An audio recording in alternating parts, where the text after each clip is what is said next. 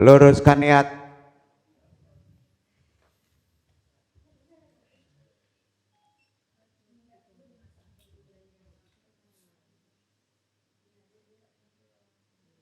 Ridho Allah. Hari ini kita bahas kecerdasan secara Islam. Pengertiannya tentu kecerdasan ini baik spiritual maupun kecerdasan secara lahiriah. Kategori tazkiyatun nafs dan ada adab. Assalamualaikum warahmatullahi wabarakatuh. Waalaikumsalam warahmatullahi wabarakatuh. Jazakumullah khairan katsira. Berdoa di awal kaji taklim kita, lurus niat ridha Allah sama-sama. A'udzubillahi minasyaitonir rajim. Bismillahirrahmanirrahim. Al-Fatihah. A'udzubillahi minasyaitonirrajim. Bismillahirrahmanirrahim. Alhamdulillahirabbil alamin. Ar-Rahmanirrahim. Maliki yaumiddin. Iyyaka na'budu wa iyyaka nasta'in. Ihdinas siratal mustaqim. Siratal ladzina an'amta 'alaihim ghairil maghdubi 'alaihim waladdallin. Asyhadu alla ilaha illallah. Asyhadu anna Muhammadur Rasulullah. Allahumma sholli ala sayyidina Muhammadin nabiyyi ummi wa ala alihi wa sahbihi wa sallim. Astaghfirullahal ghafurur rahim. Astaghfirullahal ghafurur rahim. Astaghfirullahal ghafurur rahim. Ilahi anta maksudi warid loka matlubi atini mahabat taga wa marifat taga. Zikir tahara jahar. La ilaha illallah. La ilaha illallah. La ilaha illallah. La ilaha illallah Muhammadur Rasulullah. Diikuti ilaha diniyah asyolihi. Ilaha diniyah asyolihi. Wa ilaha droti. Wa ilaha droti. Nabil Mustafa Muhammad. Nabi Mustafa Muhammad Sallallahu alaihi wasallam. sallallahu alaihi wasallam. Bil barokah wal karomah. Bil barakah wal karamah. Syekh Abdul Qadir Waliullah. Syekh Abdul Qadir Waliullah. Bi syafaat Nabi Muhammad. Bi syafaat Nabi Muhammad. Bi ijnillah. Bi iznillah. Waridullahi. Waridullahi. Ya Allah. Ya Allah. Ya Allah. Ya Allah. Ya Allah. Ya Allah. Innaka ala kulli syai'in qadir. Innaka ala kulli syai'in qadir. Pasang niat takfi hajatina.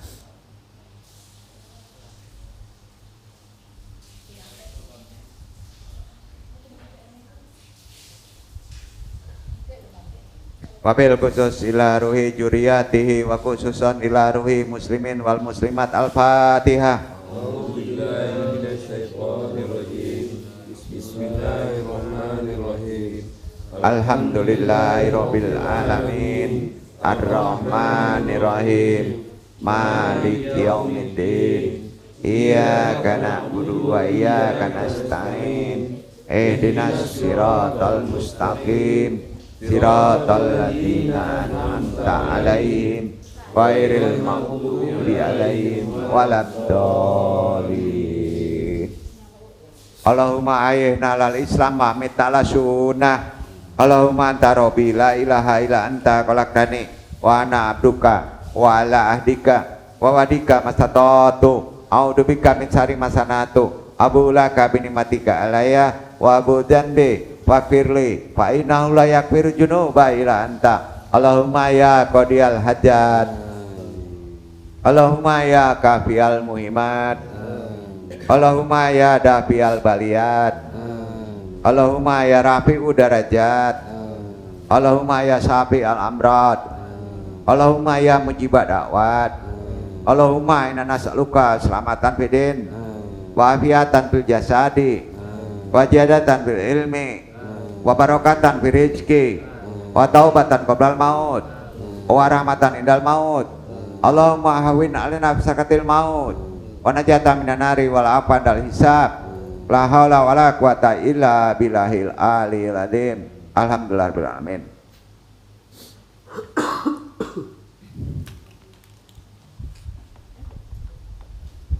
Alhamdulillahirabbil alamin. Hari ini kita masih diberi waktu untuk bisa bertalibul ilmi, na ilahil ma'hud, wassalatu wassalamu li ayah syiri hayati wujud wa ashabil azam melikuli mawujud.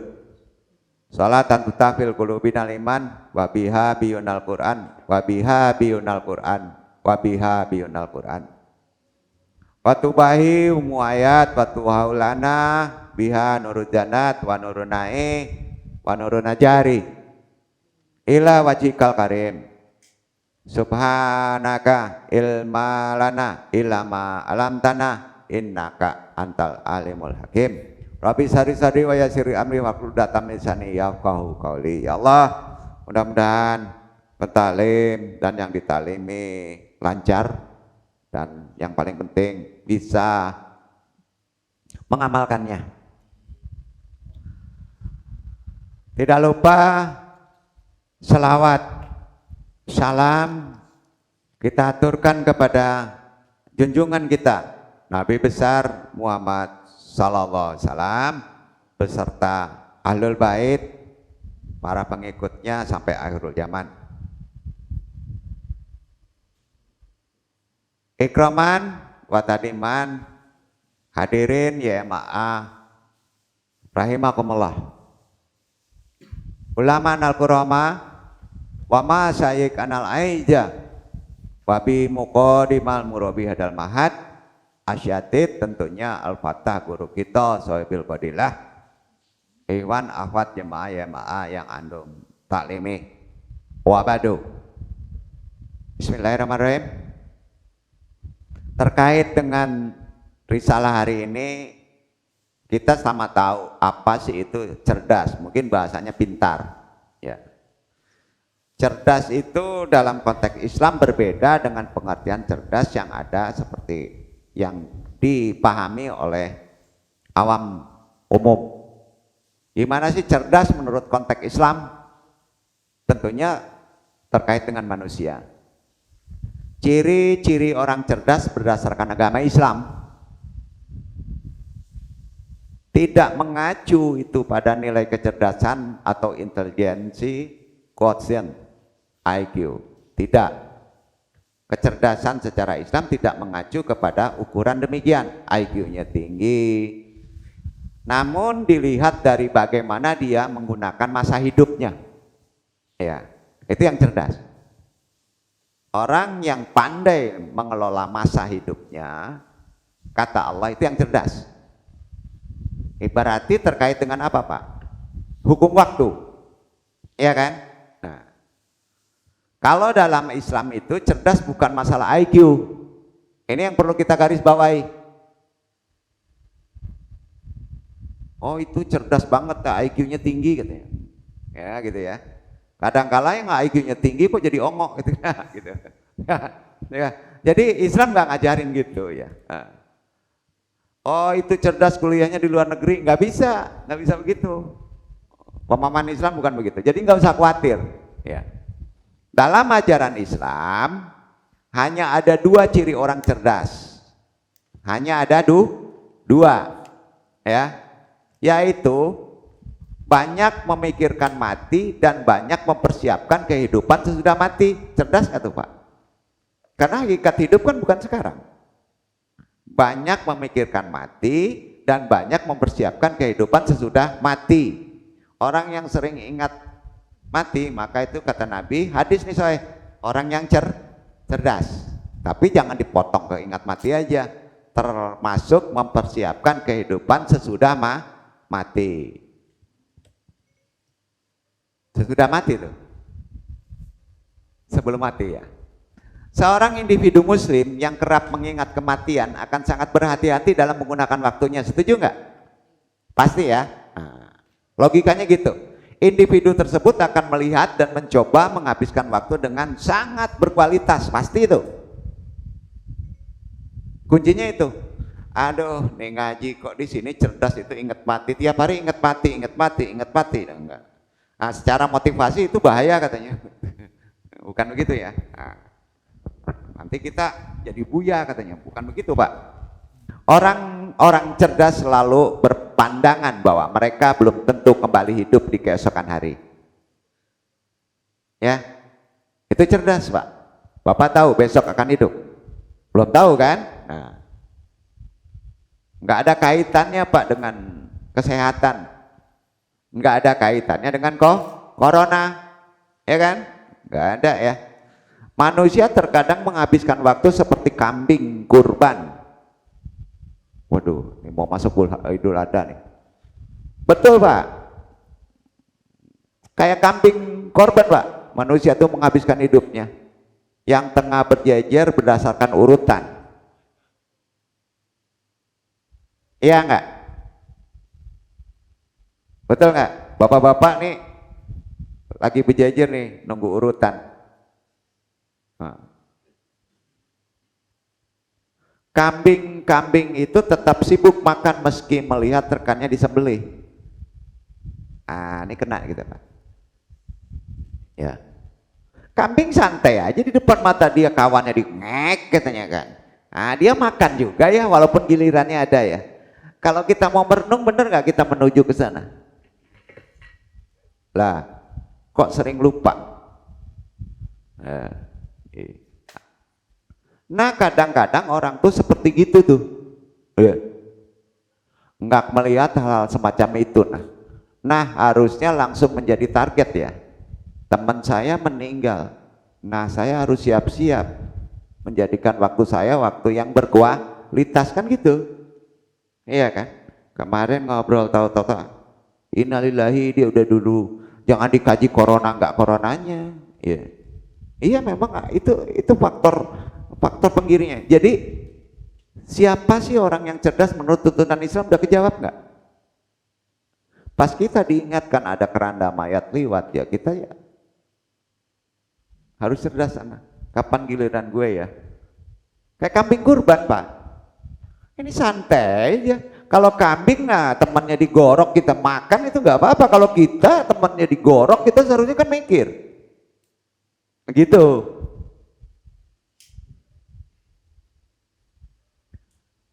Naiknya orang cerdas berarti orang yang masih mau menggunakan hati nuraninya di saat kejoliman mendominasi kehidupan manusia. Termasuk itu. Orang yang cerdas adalah orang memiliki nalar dan sikap kritis terhadap segala bentuk ketimpangan dan kejoliman sosial. Setuju nggak tuh? Itu cerdas. Ajaran Islam cerdas ke sana. Nggak ada kaitannya dengan IQ. Ada salah satu kitab terkenal karangan Imam Suyuti Satibi, ya, Al-Ittisham, halaman 206 kesimpulannya. Disampaikan oleh Imam Suyuti dalam kitab Ad-Dur Al-Mansur halaman 6 ya, jilid 6 halaman 177 kalau ingin melihat bukunya. Nah, dari Ibnu Mas'ud radhiyallahu anhu, Rasulullah bersabda kepadaku, ke Ibnu Mas'ud, tahukah kamu siapa orang yang paling cerdas? Maka dijawab oleh Ibnu Mas'ud, Allah dan Rasulnya yang lebih tahu. Itu yang arif. Kalau sekarang siapa sih yang cerdas? Itu tuh yang kuliah di luar negeri, Habibie katanya. Kan gitu. Ya. Sering berkata begitu kan.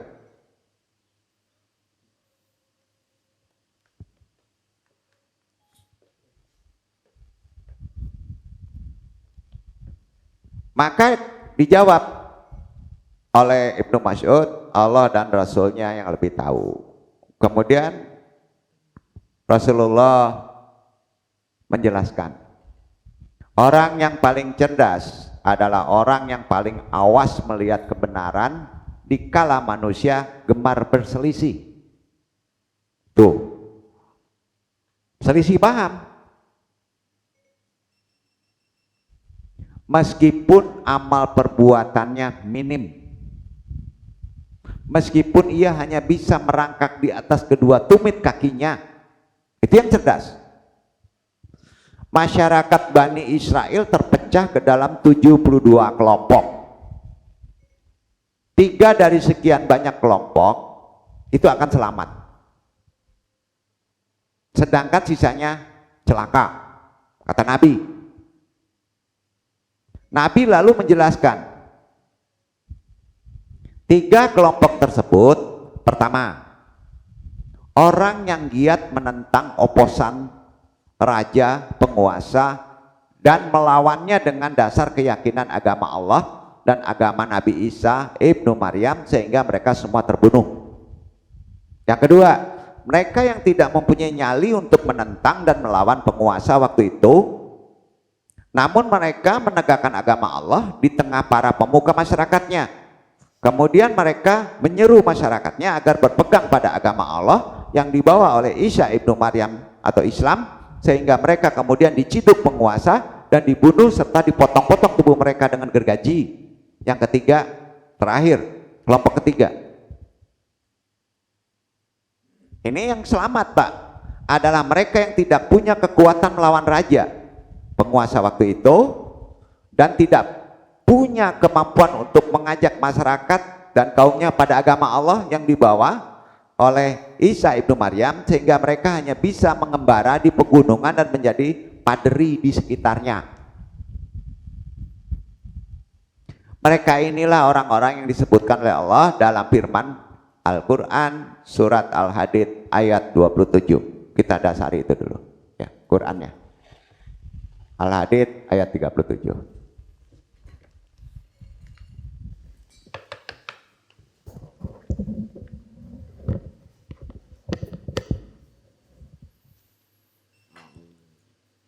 A'udzu billahi minasyaitonir rajim. Bismillahirrahmanirrahim.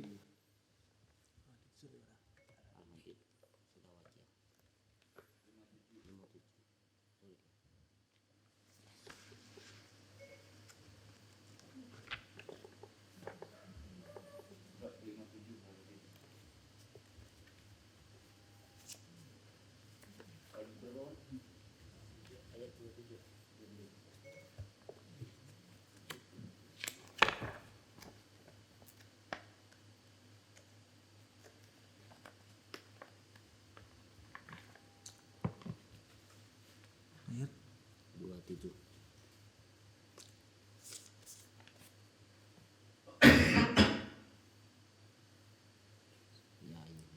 Tumbang.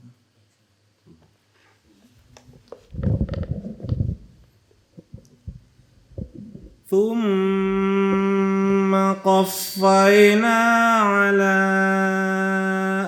آثارهم برسلنا وقفينا بعيسى ابن مريم وآتيناه الإنجيل وجعلنا في قلوب الذين اتبعوه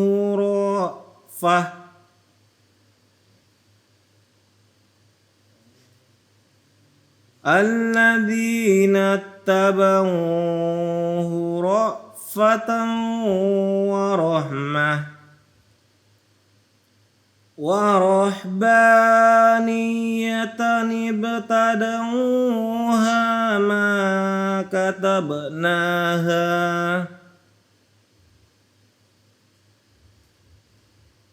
عليهم إلا ابتغاء ورضوان الله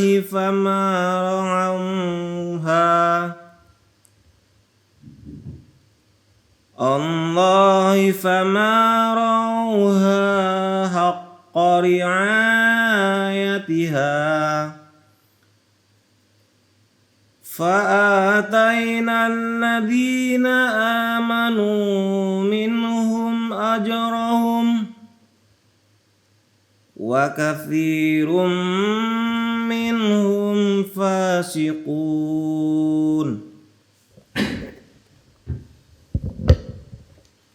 Kemudian kami iringkan di belakang mereka rasul-rasul kami, dan kami iringkan pula Isa putra Maryam, dan kami berikan kepadanya Injil, dan kami jadikan dalam hati orang-orang yang mengikuti rasa santun dan kasih sayang, dan mereka mengada-adakan rahbaniyah, padahal kami tidak mewajibkannya kepada mereka. Tetapi mereka sendirilah yang mengada-adakannya untuk mencari keridhaan Allah. Lalu mereka tidak memelihara dengan pemeliharaan yang semestinya. Maka kami berikan kepada orang-orang yang beriman di antara mereka pahalanya, dan banyak di antara mereka orang-orang fasik. Kalau ditanya mengada-ada rabannya, ini arti rabannya itu tidak menikah dan mengurung diri ya. Ya, itu artinya ya. Ya. Karena itu orang-orang mukmin itu yang cerdas itu kata Nabi adalah orang-orang yang beriman kepadaku, beriman kepada Nabi, mengikuti ajarannya, sunnahnya, dan membenarkan semua yang dibawa oleh Nabi. Ya. Sedangkan orang fasik adalah orang yang membohongiku dan menentangku. Ya, memang orang nggak menentang kelihatannya, tapi tidak mau mengikuti sunnahnya. Seorang muslim sebetulnya adalah cendekiawan, Pak. Bapak-bapak ini cendekiawan. Cendekiawan itu ada kaitan dengan cerdas secara Islam. Dengan 4 karakter. Wajib dimiliki tanpa terkecuali. Tidak terkait dengan kecerdasan otak. Cendekiawan itu merujuk pada orang pintar yang tidak hanya teori namun juga praktek dalam kehidupan sehari-hari. Secara orang, kebanyakan begitu. Cendekiawan muslim bisa membaca yang tersurat dan tersirat. Bisa dibaca, tersurat dan tersirat. Mau berpikir kritis, mau neliti, mau kasih solusi. Sekedar kritik tanpa solusi jadinya pecundang, bukan cendekiawan. Ya, kan banyak orang kritik tapi solusinya nggak mau dia. Nah, itu pecundang kalau tidak, bukan cendekiawan. Seorang muslim jangan hanya mahir membaca kitab atau buku. Karena jika seperti itu, maka kata Nabi Muhammad SAW, tidak memenuhi syarat-syarat menjadi orang yang cerdas secara Islam. Nabi Muhammad SAW tidak bisa membaca dan menulis. Hingga turun wahyu Allah Subhanahu wa Ta'ala dalam bentuk Al-Quran. Ketidakmampuan Rasulullah membaca atau menulis unlitered. Hingga datangnya Al-Quran, ini tertulis di Al-Ankabut ayat 48. Wa ma kunta tatlu min qablihi min kitabi wa la taqutuhu biyaminika ijal lartabal mubtilun. Dan kamu tidak pernah membaca sebelum Al-Quran sesuatu kitab pun, dan kamu tidak pernah menulis suatu kitab dengan tanganmu. Andai kata kamu pernah membaca dan menulis, benar-benar ragulah orang-orang yang mengingkarimu. Betul kan? Kalau misalnya Nabi itu cerdas, bisa baca, profesor, orang mungkin ragu Quran itu. Iya kan? Nah, tuh. Tiap daerah memiliki beberapa cara untuk menghormati seorang ustadz atau orang yang punya ilmu.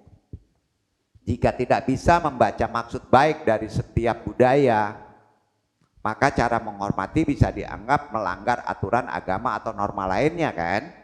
Ya kan? Disinilah kita harus bisa membaca dari dua arah. Cara berpikir seperti ini memungkinkan saling kena, sehingga tahu budaya bagaimana cara menghormati orang. Nah, ciri kedua adalah berpikir kritis. Melalui kisah Nabi Muhammad SAW dalam menyebarkan Islam,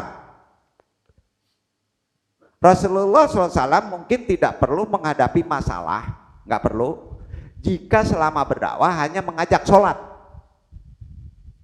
membaca Al-Quran, atau sedekah. Namun Nabi Muhammad SAW mengkritik suku Quraisy karena lebih memilih menyembah berhala bukan Allah. Betul kan? Dikritiknya. Abu Jahal, Abu Lahab ini dikritik, makanya marah kan? Iya kan? Mereka ini punya garis keturunan Nabi loh sebelumnya, tapi masuk neraka. Abu Jahal, Abu Lahab itu ada garis keturunan Nabi, tapi dicontohkan sama Allah, justru keturunan nasab kepada Nabi ada, tapi masuk neraka. Jadi nggak mutlak paha baik. Ya. Para turunan Nabi, anu bisa juga masuk neraka. Nah, coba Bapak bayangin Bilal, jauh sekali turunan ke Nabi. Bilal gimana? Masuk surga, dijamin sama Allah. Iya kan? Jadi nggak ada strata itu di Islam. Suku Quraisy juga bikin strata yang paling tinggi adalah orang-orang Arab suku Quraisy, lalu Arab non Quraisy, kemudian orang putih, baru kemudian kulit hitam. Marah itu Abu Lahab dikritik. Ya. Marah. Jadi terkait berpikir kritis, jangan takut keluar dari anggapan umum masyarakat ya. Berpikir kritis memungkinkan kaum muslim juga menjadi cendekiawan, melihat masalah dengan sudut pandang yang lebih luas. Hal ini bisa berdampak positif pada solusi atau masalah yang dihadapi masyarakat. Ciri muslim yang cerdas, cendekiawan, seharusnya kan keinginan meneliti yang lekat dengan kemampuan berpikir. Ya, Allah Subhanahu wa Ta'ala telah meningkatkan muslim selalu menggunakan kemampuan dalam berpikir. Jangan diam. Ya, firman-Nya mengancam manusia yang tidak mau berpikir. Suratnya Al-Mulk ayat 10. Karena kita itu atribut kita.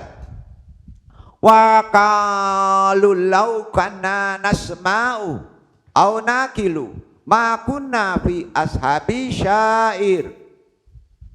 Mereka berkata, sekiranya kami mendengarkan atau memikirkan peringatan itu, niscaya tidaklah kami termasuk penghuni neraka yang menyala-nyala. Karena nggak mau dia, nggak mau menggunakan pikiran. Ada tuh. Jadi ancaman bagi mereka yang tidak mau berpikir adalah calon penghuni neraka syair. Ancaman nama neraka yang berarti menyala-nyala. Syair itu artinya menyala-nyala. Sudah cukup bagi muslim untuk mau berpikir sebelum bertindak atau mengambil keputusan. Itu maksudnya. Sebelum bertindak, mengambil keputusan, gunakan pikiran. Nah, kemampuan membaca, berpikir kritis, mau meneliti, akhirnya memberikan solusi yang bisa diterapkan seorang muslim di lingkungannya kan. Hal ini juga dicontohkan Nabi Muhammad SAW dengan memanfaatkan ilmu, pendapat masyarakat umum, solusi diharapkan bisa menyelesaikan masalah tanpa ada yang merasa dirugikan. Contoh gini, kalau kita menolong seorang anak yatim, motivasi kita gimana Pak? Jangan begini anak yatim. Usahakan anak yatim memberi kepada orang yang tidak yatim. Itu solusi. Jadi jangan berpikir carikan ini, carikan tempat tidur, kemudian kita diam. Nggak bisa. Islam nggak bisa begitu. Nggak boleh. Ciptakan gimana dia bisa produktif. Itu sampai mati Bapak pahala ngalir tuh. Itu maksudnya. Karenanya seorang muslim harus mengamalkan ilmu yang diperoleh demi kebaikan umat. Ilmu jangan sampai hanya membuat muslim mampu memberi kritik tanpa bisa menyediakan solusi, nggak boleh. Kritik tanpa solusi mengakibatkan manfaat ilmu tidak bisa dirasakan oleh masyarakat, kan? Ya. Kenapa kalau aku berbuat baik? Ini kecerdasan kita juga ya. Kita geser dulu pemahaman kita. Nah, tadi itu udah paham ya, yang cerdas itu tidak terkait dengan IQ. Sekarang kita pahami yang sering kita berpikir menjadi melenceng. Begini. Kenapa kalau aku berbuat baik kok lambat dapat balasannya dari Allah? Ayo, harus cerdas nih. Tapi kalau aku berbuat buruk kok langsung ditegurnya. Ya. Di sini kan perlu kecerdasan pola berpikir. Nanti kalau nggak cerdas, walaupun dia cerdas, nanti nyalahin Allah nggak? Nah, tuh.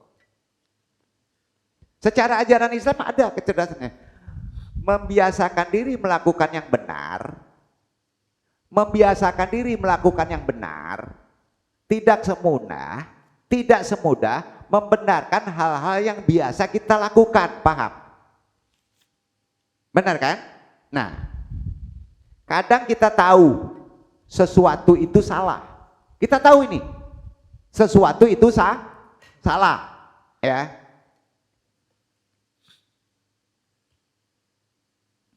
Hanya saja karena kita merasa belum ada teguran dari Allah,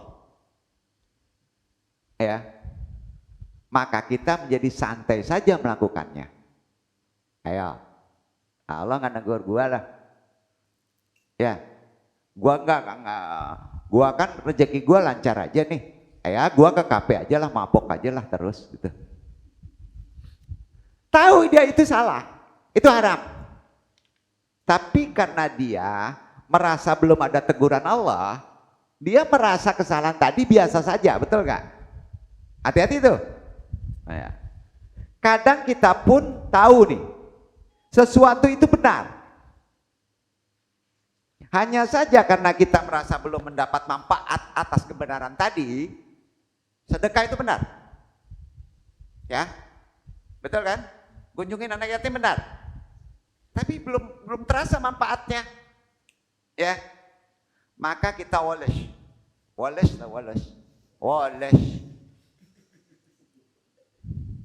gitu aja deh. Nah, pikir aja sendiri, ya. Nah. Jadi kalau aku mengamati ya, kalau kita mau mengamati ya, orang-orang yang soleh itu cepat ditegur Allah ketika berbuat salah. Jadi kalau bapak-bapak dihantam masalah, ya, seolah-olah sampai babak belur, itu tandanya orang yang soleh, itu kurang. Makanya jangan ngimbangi yang lain. Gila nih orang, nggak pernah ditegur sama Allah ya. Udah cingkah bener parangainya kok. Hati-hati loh Pak. Orang yang soleh itu cepat ditegur Allah. Supaya mereka segera kembali ke jalan yang benar. Bapak kalau ditegur Allah, jangan menggerutu dong. Ya, betul kan? Nah, dalam kehidupan sekarang ini kita mesti cerdas kan? Mengamati orang-orang yang soleh itu ketika berinvestasi, investasi amal soleh, kan banyak tuh. Investasi kalau nggak amal soleh itu biasanya dunia aja. Konteksnya amal soleh itu sedekah sampai akhirat kan itu kan ya. Kalau kita mau berinvestasi amal soleh alias berbuat banyak kebaikan kepada masyarakat atau yang lain, maka balasannya seringkali tak langsung.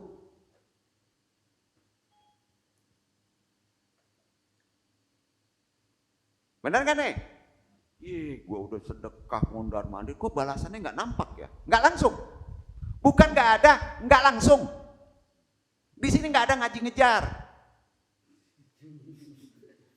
Gini. Nggak ada. Itu Quran tuh. Nggak langsung. Tapi perlu menunggu. Kadang-kadang cukup lama loh. Ya, bahkan bisa bertahun-tahun baru dapat balasannya. Tapi Allah ingat, nggak mungkin Allah jalin tuh. Tahu itu. Ya. Bahkan lagi bisa saja baru dibalas Allah setelah kita mati di akhirat. Dengan surganya. Kita harus cerdas loh. Ya begitulah. Ya. Yang namanya investasi itu semakin lama masa panennya, bro. Semakin lama masa panennya itu, bro, maka semakin besar hasilnya. Setuju? Setuju? Jadi mau dibalas hasil sedekah kita? Enggak begitu. Kita punya anak, kita punya istri, kita punya karir yang panjang, ya. Apalagi jika berinvestasi kepada negeri akhirat yang tak pernah merugi deh. Nggak ada ruginya. Pasti besar banget untungannya, gitu aja deh bahasanya. Ya. Ikhwan ya rahimakumullah.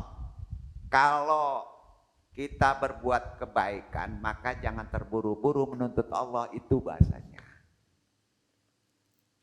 Ini takut andung salah nih. Ini cerdas nih. Iya. Andung nyuruh nih. Kerjain ini. Jangan terburu-buru menuntut Allah cepat balas, jangan. Bahasa sedikit juga nggak ada, nggak boleh. Jangan dikte Allah, gitu. Duduk kan nih, ini kan perkara kecerdasan. Jangan terburu-buru menuntut Allah, itu kata Nabi. Ya. Enggak makbul katanya, aneh. Pusing gitu. Ngopi dulu lah, gitu deh. Nah, ini yang gampangnya cerdas itu gimana gitu ya.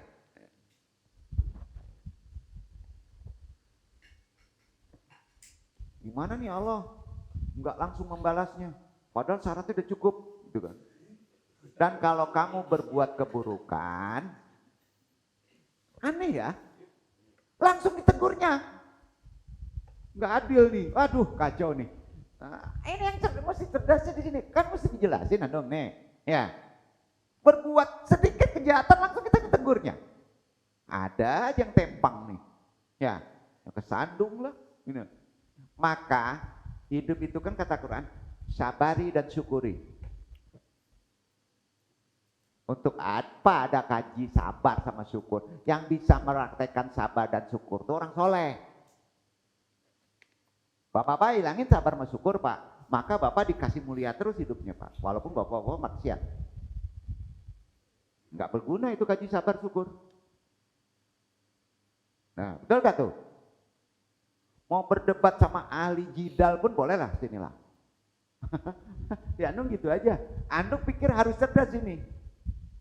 Ya, bisa muhasabah tapi pikiran nggak digunain, ya kacau juga nih. Iya kan?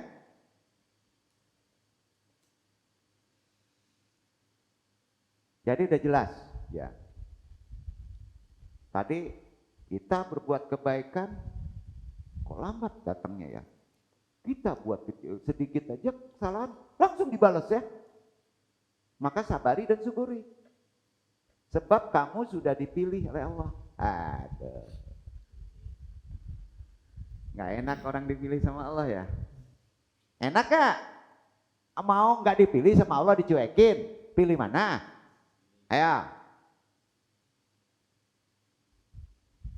Untuk segera bisa menikmati jalan yang benar.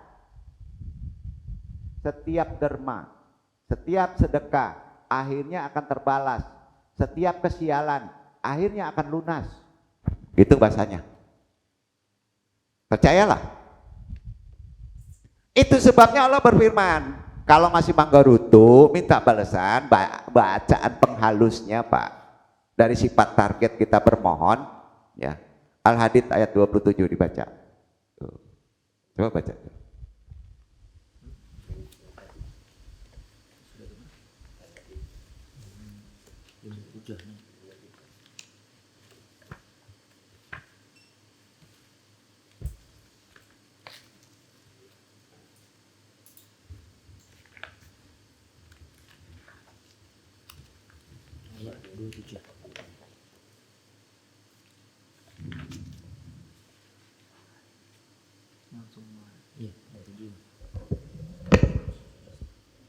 ثم قفينا على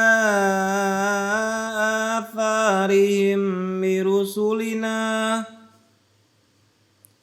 وقفينا بعيسى ابن مريم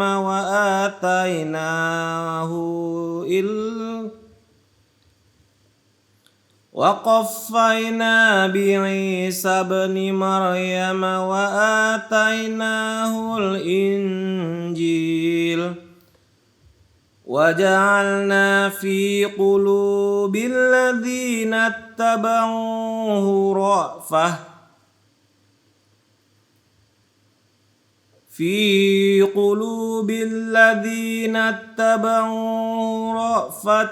ورحمة ورهبانية ابتدعوها ما كتبناها عليهم إلا ابتغاء رضوان الله فما ورعوها حق رعايها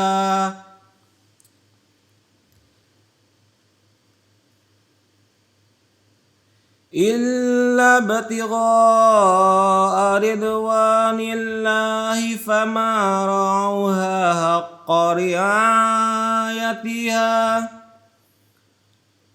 فآتينا الذين آمنوا منهم أجرهم وكثير منهم فاسقون. Kemudian kami iringkan di belakang mereka rasul-rasul kami, dan kami iringkan pula Isa putra Maryam. Dan kami berikan kepadanya Injil, dan kami jadikan dalam hati orang-orang yang mengikuti rasa santun dan kasih sayang. Dan mereka mengada-adakan rahbaniyah, padahal kami tidak mewajibkannya kepada mereka, tetapi mereka sendirilah yang mengada-adakannya untuk mencari keridhaan Allah. Lalu mereka tidak memeliharanya dengan pemeliharaan yang semestinya. Maka kami berikan kepada orang-orang yang beriman di antara mereka pahalanya, dan banyak di antara mereka orang-orang fasik. Dalam bermasyarakat, hidup kita, bersosial, bahkan bermajelis pun kita harus cerdas berdasarkan ajaran Al-Quran ya.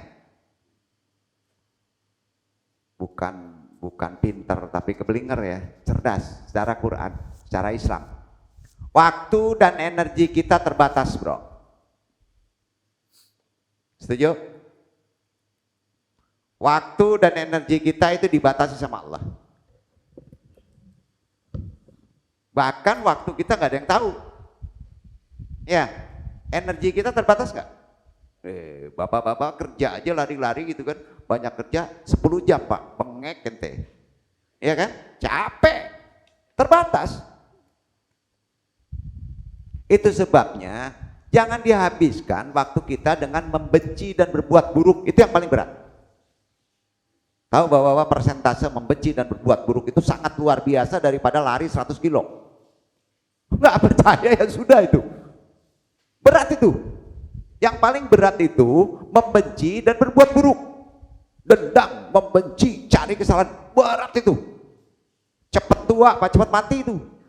Habis energi kita tuh. Itu yang paling berat. Bukan angkat barbel. Ya, mau lari-lari seperti maraton ketua kita itu kan sering maraton, nggak berat itu. Kalau udah benci berat itu. Habis energi kita itu. Ya. Membenci, berbuat buruk.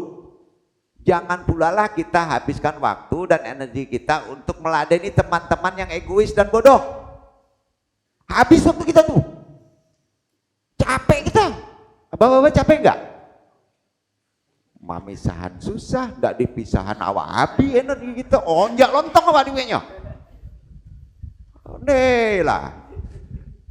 Jadi gini, jangan sampai kesadaran, takwa, dan pahala yang sudah kita kumpulkan, kita udah ngaji sadar, udah puasa supaya takwa, udah kita kumpulkan, menjadi tergerus menurun dan berkurang dikarenakan kita salah memilih teman.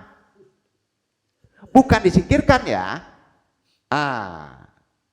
Itu sebabnya kita disuruh menyeleksi. Agama Islam tuh disuruh menyeleksi pertemanan. Wajib tuh. Sebagaimana Allah berfirman di Al-Quran surat 7. Suratnya aja suruh langsung dikerjakan. Ayat 199. Baca deh tuh.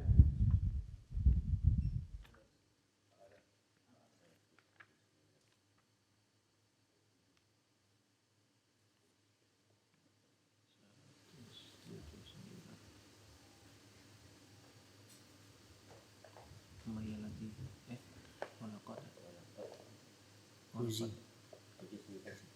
199 Al-A'raf 199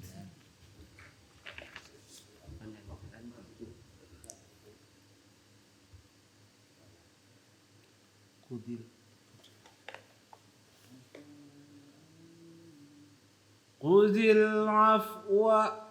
خذ العفو وأمر بالعرف وأعرض عن الجاهلين.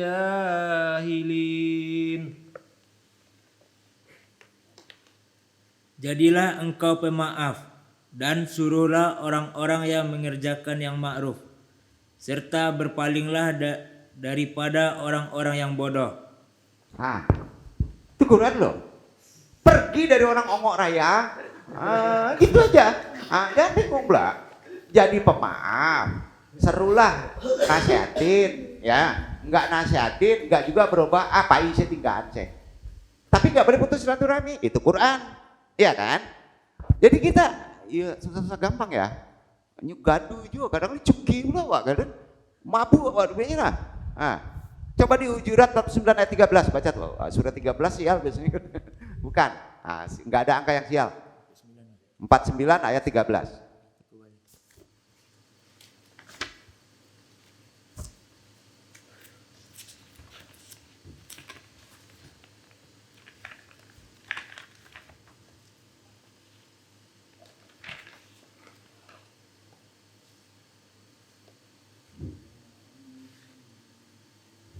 Ya Iwan. Ya ayyuhan nasu inna khalaqnakum min dzakarin wa untha wa ja'alnakum syu'uban wa qabaila tagharafu inna akramakum indallahi atqakum innallaha alimun khabir. Hai manusia, sesungguhnya kami menciptakan kamu dari seorang laki-laki dan seorang perempuan, dan menjadikan kamu berbangsa-bangsa dan bersuku-suku, supaya kamu saling kenal mengenal. Sesungguhnya orang yang paling mulia di antara kamu di sisi Allah ialah orang yang paling bertakwa di antara kamu. Sesungguhnya Allah Maha mengetahui lagi Maha mengenal. Berdasarkan Quran itu disuruh apa, Pak? Kita disuruh mengeskalasi kenalan. Kita disuruh menambah kenalan, silaturahim, dengan cara saling kenal, mengenal dengan sesama. Nggak pandang bulu. Cina lain akidah boleh. Dan yang terbaik di antara semuanya adalah yang kenal dengan Allah. Itulah yang bertakwa. Sampai Pak? Maka pilih yang paling baik. Ya. Karenanya Nabi bersabda kan begini. Seseorang itu dipengaruhi oleh din, cara hidup temannya. Hadis ini sahih. Maka perhatikanlah siapa yang dia jadikan teman. Hadis riwayat Abu Daud dan Tirmidzi. Temanmu adalah agamamu. Hati-hati Pak berteman. Teman misalnya sama janda gak kawin-kawin, kumpul kebo Pak. Iya ketularan. Ayo, gimana? Mau tembak habis, enggak berubah, enggak mau tahu. Ya udah saatnya kayak gitu. Mabok pula lagi tuh. Susah tuh. Itu sabda Nabi ya. Hadis riwayat Abu Daud. Terpengaruh agamamu itu oleh temanmu. Jadi nularnya lebih gawat dari corona, Pak. Dari kedua ayat tadi plus satu hadis, ya kan dua ayatnya tadi kan? Nah, Al-Hujurat. Sudah itu yang pertama tadi surat 7 kan? Nah, maka dapat kita simpulkan kita harus memilih teman sambil tetap memperbanyak kenalan. Pilih teman sambil memperbanyak kenalan. Kira-kira paham nggak? Ya, perbanyak kenalan tapi pilih teman. Kenalan dengan teman beda nggak sih? Ayo, beda ya. Kalau kenalannya mabok, ya gimana Pak? Jangan dijadikan sahabat gitu kayak gitu, kira-kira gitu ya. Jangan pukul rata. Ajaran Islam ini. Kesimpulannya gitu. Dengan memperbanyak kenalan, maka kita menjadi semakin arif dalam bersikap, semakin dewasa dan tidak terkesan kurang piknik. Kurang piknik, Pak, kurang jalan-jalan. Kalau banyak kenalan kita piknik terus kan? Gitu aja. Ya. Perintah berpaling dari orang-orang yang bodoh berdasarkan Quran tadi dalam surat ayat 7 tadi, surat 7 ayat 199 haruslah diiringi dengan hati yang memaafkan kan, ya, dan tetap melakukan ajakan dalam berbuat kemakrufan. Nah, artinya gini, janganlah kita berpaling dari orang-orang yang bodoh, jangan dengan hati yang benci, nggak boleh. Dihujat kita pun juga gini gitu, mau kaji butuh, mau datang, kalau kaji datang sini butuh aja kan, kajinya butuh aja gitu. Datang deh baik, misalnya ngirim goreng, ngirim ini gitu kan, nah, pasti ada butuh. Nggak boleh Pak, nggak boleh kita menggerutu, nggak boleh benci, senyum aja, gitu ya. Apalagi sampai mendoakan keburukan nggak boleh. Kalam doa itu maka disebut, ya. Kepada orang-orang yang kita anggap bodoh tadi, nggak boleh ya aturannya. Sebab kalau dia sudah kena kita hati, kita mendoakan, kena tuh. Kecuali dia menjolimi amanahnya, paham nggak? Amanahnya terang-terang sumpahin aja loh, jadi kambing ente. Itu boleh tuh, karena teraniaya keturunannya kan. Dosa besar kalau kita diamin, paham nggak tuh? Nah, jadi gini. Jadi siapa saja orang yang bodoh yang dimaksud oleh Al-Quran, perhatikan, catat aja ya. Menyelesaikan orang ini ada runutan di sini. Orang yang bodoh diselesaikan dengan ayat ini aja. Orang yang takut diejek ketika diajak berbuat ketaatan. Itu ongok raya tuh. Gempuran ta'alqinnya Al-Baqarah 67, catat aja. Al-Baqarah 67. Orang yang takut diejek ketika diajak berbuat ketaatan. Mengobatinya Al-Baqarah 67. Mainnya air aja kalau dia dong tuh ya, doain itu ya. Nah, orang yang kurang pandai berempati atas temannya yang butuh bantuan. Ah, ilmu pelet nih. Ilmu pelet. Al-Baqarah 273. Ya, obatnya ya. Itu orang ongok semua nih. Orang yang takut mati dan berburuk sangka kepada Allah atau tak percaya atas pertolongan Allah, akidah ini. Ya. Maka suratnya Ali Imran 154. Coba Ali Imran 154 baca tuh kalau nggak percaya. Udah 3 tuh. Itu doa-doa untuk memperbaiki orang yang ke situ sifatnya. Coba perhatikan tuh. 154.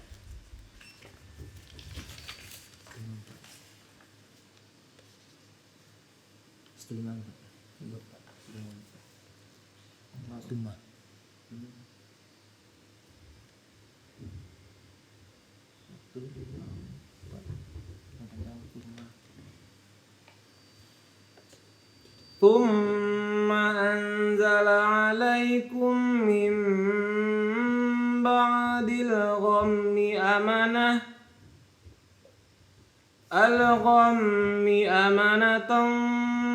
نعاسا سيعشى طائفة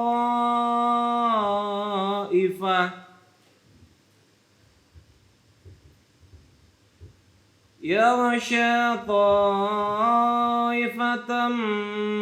منكم وطائفة قد أهمتهم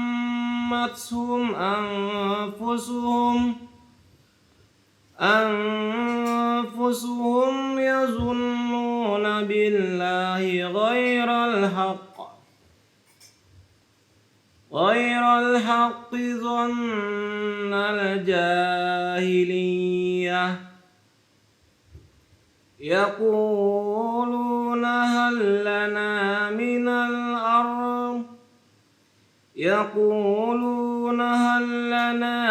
الأمر من شيء قل إن الأمر كله لله يخفون في أنفسهم ما لا يبدون لك يقولون لو كان لنا من الأمر شيء ما قتلنا هاهنا قل لو كنتم في بيوتكم لبرز الذين كتب عليهم القتل إلى مضاجعهم وليبتلي الله ما في صدوركم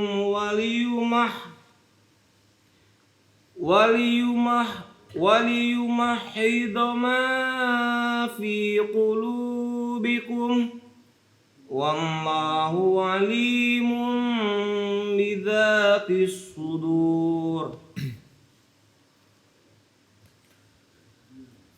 Kemudian setelah kamu berduka cita, Allah menurunkan kepada kamu keamanan berupa kantuk yang meliputi segolongan daripada kamu. Sedang segolongan lagi telah dicemaskan oleh diri mereka sendiri. Mereka menyangka yang tidak benar terhadap Allah seperti sangkaan jahiliyah. Mereka berkata, apakah ada bagi kita barang sesuatu hak campur tangan dalam urusan ini? Katakanlah, sesungguhnya urusan itu seluruhnya di tangan Allah. Mereka menyembunyikan dalam hati mereka apa yang tidak mereka terangkan kepadamu. Mereka berkata, sekiranya ada bagi kita barang sesuatu hak campur tangan dalam urusan ini, niscaya kita tidak akan dibunuh dikalahkan di sini. Katakanlah, sekiranya kamu berada di rumahmu, niscaya orang-orang yang telah ditakdirkan akan mati terbunuh itu keluar juga ke tempat mereka terbunuh. Dan Allah berbuat demikian untuk menguji apa yang ada dalam dadamu dan untuk membersihkan apa yang ada dalam hatimu. Allah mengetahui isi hati. Ini jadi intinya sebenarnya yang dibacanya orang yang takut mati dan berburuk sangka kepada Allah atau tak percaya atas pertolongan Allah, pembersih obatnya, taubatnya tadi.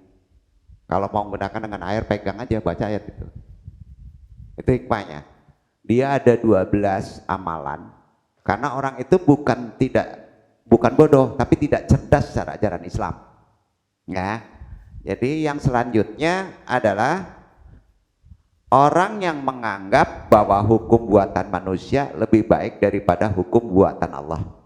Kuat kali logikanya, kuat kali ke dokter daripada amalan-amalan yang ditentukan oleh tuntunan Islam.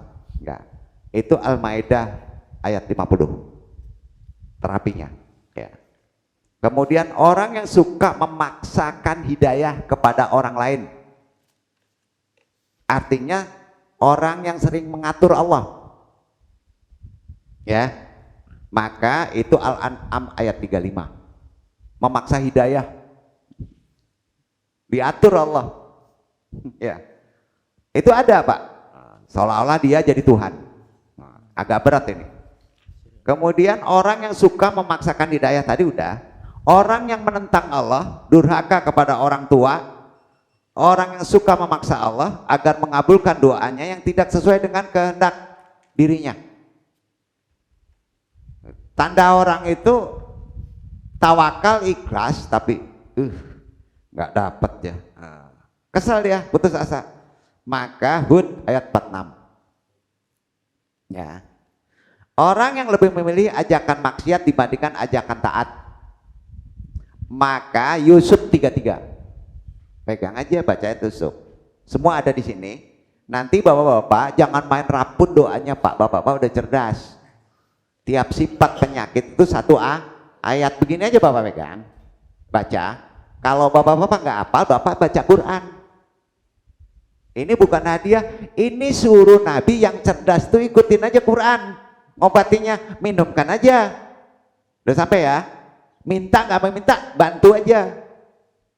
Itu yang cerdas. Nah, selanjutnya orang yang suka mencemooh, menghina Nabi atau menghina kebenaran atau menghina tetangganya atau menghina sesama muslim, maka gempurannya Al-Furqan 63. Ya. Nah ini biasanya nggak mau Pak. Kecoh aja, jangan dimasukin Android, mati dia. Ya, nah, minumin kayak anu kan sering talkin, orang nggak tahu kan? Insya Allah ada pengaruhnya. Nah, selanjutnya orang yang perkataannya buruk, tahu perkataannya buruk? Buruk aja ngomongnya. Maka takin muncungnya itu dengan Al-Qasas ayat 55. Baca aja kalau nggak percaya nanti. Nah, kemudian orang yang suka pamer, berhias dan tidak mendirikan sholat serta menunaikan zakat. Iya, sebab solek, lep setil, maka hantam dengan Al-Hajjab ayat 33. Ya, orang yang sombong jauh dari ketenangan serta orang yang berpikiran negatif, nggak positif. Basiden gempur dengan Al-Fat ayat 26. Orang yang suka menyuruh orang lain agar mengabdi kepada Rob, tapi selain Allah, dukunisme. Nah, maka gempur Az-Zumar ayat 6, 4. Ada 12 ayat, sifat ayatnya talqin dan sifat surat ayat ini bukan taubat tapi aubat. Obat. Sudah menjadi obat. Jadi kalau kita mau cerdas, amalkan itu. Ya. Nah, ilmu instan, enggak ilmu instan, kalau Quran enggak ada ilmu instan. Ya. Pakai aja itu, ada 12. Tadi udah disebutkan. Itu nyata Pak. Ya. Maka minimal ada 7 model teman yang sebaiknya dijauhi. Itu kan bersosial. Ya. Teman itu kan bisa anak, bisa istri, ya kan? Nah, kalau yang istri ini begini gimana nih? Bisa mempengaruhi agama? Takin aja. Ayo. Apalagi kurangan dong? Tapi kan enggak, astagfirullahaladzim, minta aja ke Allah, gempur aja doa sama 1000 dinar. Perangnya yang penyakit doain 1000 dinar, salah sasaran Pak. Iya kan? Jadi harus ada ilmu, itu yang cerdas. Jadi berdasarkan ini ada 7 model teman yang sebaiknya dijauhi dan dihindari kecuali sekedar kenalan aja. Nggak boleh putus silaturahim. Ya, kenalan. Tentunya dihindari dengan hati yang memaafkan, tetap sesekali mengajak dan mengingatkan kemakrufan kepada mereka. Itu Quran kan? Nah, karena kalau kita tetap akrab berteman dengan ke-7 model orang tadi, energi kita akan terkuras bro. Waktu kita akan habis bro. Banyak gak orang yang lupa sama sholat gara-gara teman? Nah, waktu kita akan habis, pahala kita akan tergerus longsor, dan dosa kita akan bertumbuh subur. Naudzubillah min dzalik. Bukan gak boleh. Ya, karenanya dalam pertemanan di majelis butuh cerdas dan sadar. Kecerdasan yang baik dikendalikan oleh kesadaran. Setuju? Cerdas itu yang baik, sangat baik dikendalikan dengan kesadaran. Bahkan ketidakcerdasan pun, nggak cerdas kita, akan menjadi berkah, bermanfaat bila dikendalikan dengan kesadaran. Nggak pinter pun, kalau kesadaran kita akan berkah kita. Nah ya, kecerdasan yang tinggi nih, pinter lah gitu ya. Bila diiringi dengan kesadaran yang rendah, akhirnya gimana? Menghasilkan kerusakan, namanya unfaedah. Ya, itu kan unfaedah tuh. Namun walaupun kecerdasannya rendah, bila memiliki kesadaran tinggi, tetap akan memberikan manfaat di kehidupan kita. Jadi jangan oh gua nggak cerdas, nggak pintar, jangan. Ukuran Islam nggak begitu. Ya. Orang cerdas dan tak sadar biasanya lebih suka membicarakan kebodohan. Betul kan? Kebodohan siapa? Bukan dirinya, orang lain. Ala jale nyongok. Amanah kacau balau. Hanya nasihati amanah orang nan kacau balau. Kacau dunia kok mah. Itu nan bodoh. Menganalisa berbagai peristiwa penting, menarik, ujung-ujungnya tak menghasilkan manfaat kan? Ya. Orang bodoh yang tak sadar lebih suka membicarakan kebodohan orang lain sambil tak sadar bahwa dirinya bodoh. Kan unik. Pedih bener kajinya. Enggak, di sini enggak ada tuh. Ya. Di antah berantah yang ada, Pak. Jadi orang bodoh yang sadar lebih suka membicarakan bagaimana cara memperbaiki diri itu. Bodoh bapak-bapak, tapi sadar. Maka pembicaraannya akan berusaha memperbaiki dirinya. Hingga ia akan sibuk memperbaiki diri, berusaha perlahan, namun pasti menebar manfaat kepada manusia lainnya. Ya. Sedangkan orang yang cerdas dan sadar, ini luar biasa. Cerdas secara Islam, sadar pula, maka ia akan sibuk membicarakan kebesaran Allah. Enggak ngomongin orang lagi, sibuk aja ngomong kebesaran Allah. Ya. Dengan hati tenang, diberikan ilham kebaikan oleh Allah, sehingga digerakkan oleh Allah. Maka Allah akan menggerakkannya untuk berkarya, menghasilkan manfaat dunia akhirat. Insya Allah. Pertanyaannya, Anda yang mana? Cukup dijawab dalam hati ya. Banyak maaf. Anda yang mana?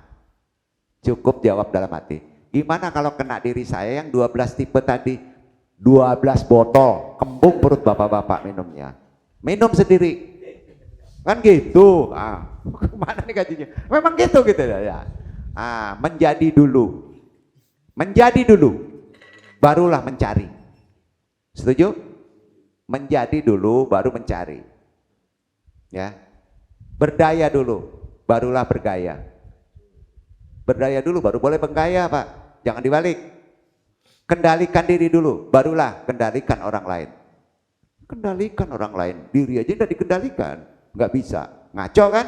Nah, mengabdi dulu, barulah berbagi. Setuju? Taat dulu, barulah bermanfaat. Begitu ajaran Islam. Orang yang cerdas kayak gitu. Dalam menjalankan dinul Islam, jangan sampai memberatkan. Nasihat Anda. Jangan sampai memberatkan. Din Islam itu pasti sesuai dengan fitrah manusia, sesuai dengan pundak kita. Bukan ngegampangin nih, ya. Kadang-kadang manusia serakah nih, ya. Dan kalau kita berada di atas fitrah sebagai manusia, pasti akan terasa ringan ketika kita menjalankannya. Kita sudah fitrah loh, sudah balik normal. Kadang berat hati itu terjadi manakala kita sudah terlanjur terlalu jauh bermaksiat meninggalkan fitrah kita sebagai manusia. Ya. Sehingga ketika diajak balikan kepada yang fitrah maka akan terasa membebani. Benar gak? Allah menghendaki kita hidup mudah dan bahagia. Allah menghendaki hidup kita itu mudah dan bahagia. Ya. Mudah dan bahagia itu ikhtiar. Karena yang namanya dunia adalah tidak mudah. Harus dicari mudah dan bahagia itu. Namun kitanya lah yang sering sombong memilih sistem hidup yang lain. Padahal udah ada aturan di dinul Islam. Hudan, petunjuk Quran. Yang kita anggap lebih mudah membahagiakan katanya. Padahal itu hanyalah jebakan pandangan mata. Ya. Kalau kita mau perhatikan surat Al-Baqarah ayat 185 sering diucapkan pada waktu mau Ramadan, maka kemudahan yang benar itu adalah kemudahan kita yang benar itu adalah kemudahan yang bertanggung jawab. Mudah tapi bertanggung jawab. Dipersilakan mengambil kemudahan untuk tidak berpuasa dalam keadaan sakit, tapi nanti pas sehat diganti, betul kan, hari lain. Itu kan kemudahan yang bertanggung jawab, bro, betul kan? Itu ajaran Islam, fitrah. Nasihatin menggebu-gebu, Pak. Dia sendiri nggak bisa nasihatin diri, bingung dia dong tuh, mempersulit diri itu, iya kan? Bukan kemudahan yang kekanak-kanakan, hanya mau enaknya saja alias lari dari tanggung jawab. Nah, dalam menjalankan ibadah ritual Islam pun, tolong perhatikan Iwan, jangan terlalu memaksakan diri mengejar target. Pahami itu dulu. Nah, cukup memaksakan diri di hal-hal yang wajib dulu. Paksakan, wajib nggak bisa, nggak dikerjakan kan? Itu fitrah. Ya. Setelah itu wakilkan hati kita kepada Allah untuk digerakkan kepada berbagai amalan sunnah yang berfaedah. Sholat wajib dulu dinikmati, bro, dihayati, dipahami. Ya. Enggak duha, tahajud, tungging balik, wajib nggak paham, kan ngaco. Fitrahnya begitu. Mana skala prioritas? Sholat wajib dahulu dinikmati, dihayati, dipahami. Kalau masih pengen nambah, kata Allah, boleh ditambah dengan sholat sunnah, tambah. Ya, nah, ibarat kalau kita makan, maka kalau kita nggak doyan dengan makanan yang disajikan kepada kita, padahal kita sedang lapar, mesti gimana, Pak? Nggak doyan nih, nggak dimakan ongo ente, nggak cerdas. Makan walaupun nggak nyaman, yang penting menghilangkanlah lapar, ya kan? Jadi cerdas kita. Nggak usah pakai nambah segala rupa, ya kan? Tujuan kita kan menghilangkan lapar. Nah, tapi kalau makanannya enak, bro, enak nih, rendang ada, jari yang ada, kapalo ikan lain, kan kamu ya, ada, enak makannya kan? Maka kita nggak bakalan ragu untuk nambah menjadi 2 piring, 3 piring, kan itu nak, dia lama kan? Itu mengapa amalan sunnah itu dikatakan melengkapi, ya kan? Nah, yang wajib melengkapi yang wajib. Kalau wajib kita lapar nggak enak, makan dulu yang wajib. Ini kan sunnah digedein, Pak, ya. Karena kalau nggak nambah rasanya jadi kurang nampol, Pak, nampol nggak nampol gitu, nggak woles ya nampol. Mudahkanlah, jangan kamu persulit. Berilah kegembiraan, jangan kamu susahkan. Hadis riwayat Bukhari. Itu orang yang cerdas. Ini penting kita pahami. Jangan kejar target, kita udah tahu plot-plotnya. Sebelum kita nyaman sholat wajib, jangan kejar sholat yang lain dulu. Wabillahi taufiq wal hidayah. Banyak maaf. Wassalamualaikum warahmatullahi wabarakatuh. Waalaikumsalam warahmatullahi wabarakatuh. Subhanakallahumma wa bihamdika asyhadu an la ilaha illa anta astaghfiruka wa atubu ilaik.